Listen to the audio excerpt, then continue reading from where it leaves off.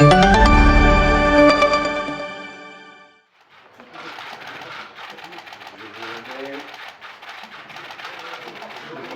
monsieur.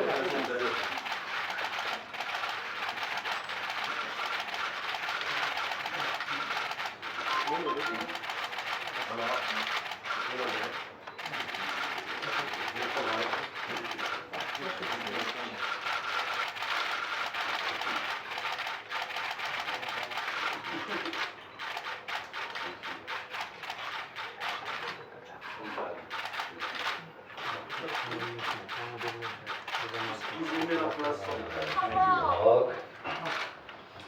Il s'agit évidemment de M. Wahid, que vous connaissez. Donc il y a 20 ans, il était de passage au Raja avec ce club. Il a quand même gagné une Champions League.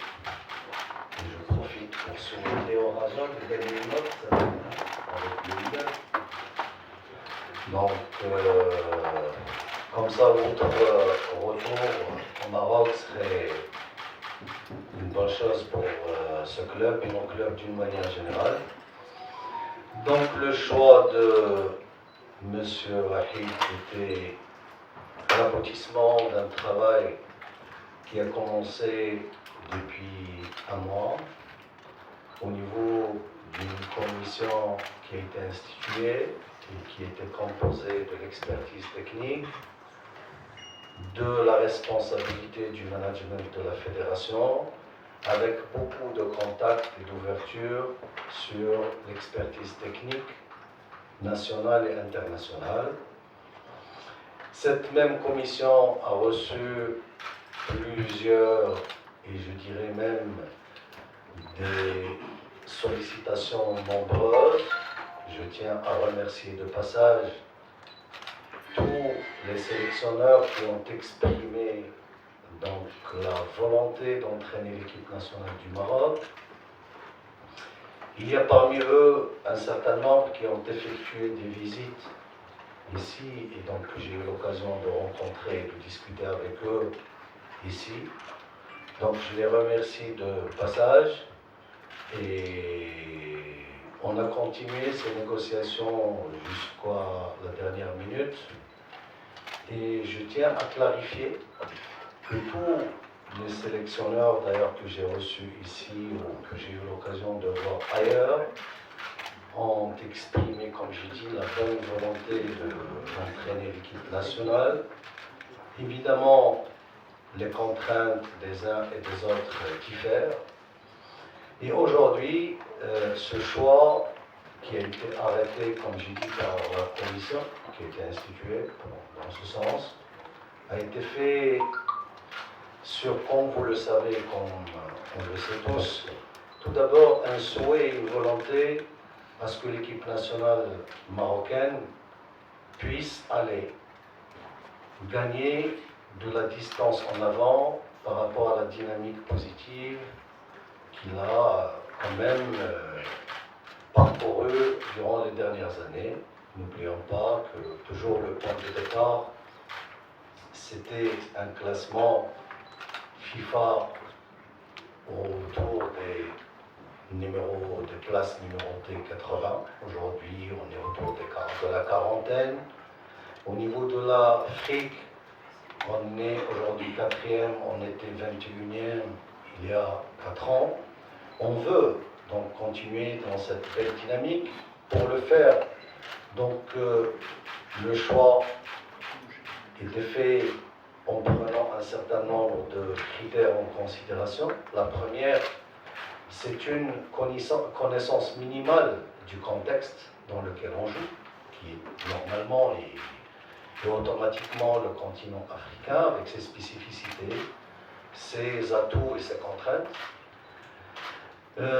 Monsieur Wahid, en plus de cela, puisqu'il a eu l'occasion d'entraîner 2 sélections africaines, l'Algérie et la Côte d'Ivoire, donc il a une connaissance de proximité par rapport au contexte marocain, qui est le nôtre, puisque, comme je l'ai dit, il est passé par le Raja. Et puis, le deuxième, c'était une expérience quand même gérer une sélection et d'aller vers les objectifs de haut niveau, qui est en premier lieu la qualification en Coupe du Monde. M. Wahid a réussi avec 3 nations différentes donc, de réaliser cet objectif. Et évidemment, et le plus important, c'est de s'inscrire dans une logique de développement de notre football qui est arrêté avec tout ce qu'on est en train de faire en restructurant, en matière de restructuration de la DTN, de la Direction Technique Nationale. Et comme je l'ai expliqué, je le réexplique, c'est l'objectif majeur et phare de la prochaine étape du travail qui nous attend tous et toutes pour aller vers l'avant. Donc, par rapport à ces critères réunis, on a négocié avec M.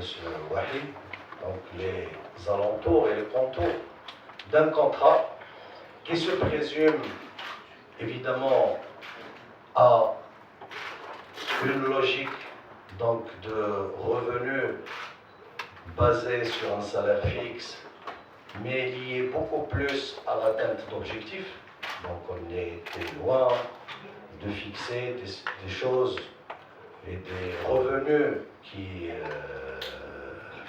rémunèrent un travail sans qu'il y ait des objectifs. Donc cette rémunération a été fixée à 80 000 mensuellement. Je tiens à signaler que M. Wahid, il aura l'occasion de vous le dire dans le détail, c'est pratiquement le tiers de ce qu'il avait dans son dernier contrat à Nantes. Les objectifs, donc première Coupe d'Afrique en 2021, un minimum de demi-finale. Coupe du Monde, qualification minimum. Et la Coupe d'Afrique 2023 qui interviendra juste après la Coupe du Monde, parce que comme vous le savez, ça va se jouer en 2022, c'est de gagner cette Coupe d'Afrique. Donc ce sont 3 objectifs majeurs qui sont fixés dans ce contrat. La non-atteinte de ces objectifs dans une étape ou l'autre signifie automatiquement la résiliation du contrat avec un avis de 3 mois, clair et net. Et donc on est dans cette logique d'atteindre des objectifs et de faire un travail, comme j'ai dit, pour mettre l'équipe nationale A sur la belle dynamique qu'il avait entamée depuis un bout de temps. Les autres clauses de ce contrat, pour être dans la clarté et transparence totale, donc c'est une résidence obligatoire à Rabat, être en permanence dans les locaux du CNF, le lieu de travail des équipes nationales, et évidemment le rejet de toute intermédiation. Donc seule l'institution de la Fédé, en l'occurrence son président, serait l'interlocuteur donc, de M. Wahid et par conséquent de l'équipe nationale. Tout cela était le fruit donc, de négociations, comme j'ai dit, ont été étalées. Et je remercie de passage M. Wahid pour l'esprit compréhensif qu'il a démontré au cours de cette période, surtout hier, quand on devait quand même clôturer et ficeler les détails du contrat. En votre nom et en nom donc, des Marocaines et des Marocains, je lui souhaite bon courage. On serait derrière vous pour vous encourager à faire du bon travail. On a, et on le répète ouvertement, je vous ai dit ça depuis le premier contact, qu'on veut, et notre souhait, notre objectif, il est unique, droit, c'est de conquérir cette voie et cette passerelle, de retrouver les titres, surtout au niveau continental, et de mettre effectivement l'équipe nationale au niveau d'une participation réelle, régulière et pérenne et permanente au niveau de la Coupe du Monde. Donc, au nom de la Fédération, de tout, comme j'ai dit, le public qui est nombreux, qui suit cette équipe et qui aime cette équipe, On vous souhaite bon courage. Vous avez le soutien inconditionnel. Les principes et les valeurs sur lesquels on a bâti cette équipe nationale, elles sont aujourd'hui universelles et connues.